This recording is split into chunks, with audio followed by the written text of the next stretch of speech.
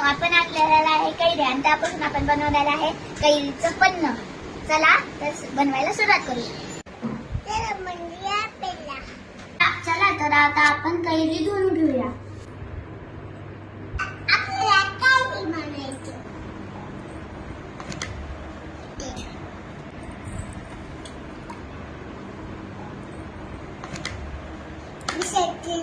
चला आता कैरी घेतली आहे. आता कैरीला पुसून घेऊया.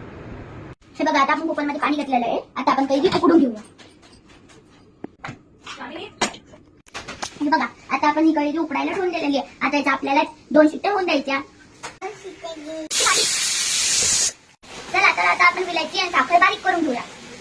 चला आता बघा, आपल्या विलायची आणि साखरची पावडर तयार झालेली आहे. बघा, चला आता बघा, आपले आंबे मस्तपैकी उकडलेले आहे. आता त्यातला आपण सगळं पल्स काढून घेऊया. आता आपण आंब्याचा पल्स काढून घेतलेला आहे. आता याच्यात आपण साखर आणि विलायचीची पावडर टाकूया.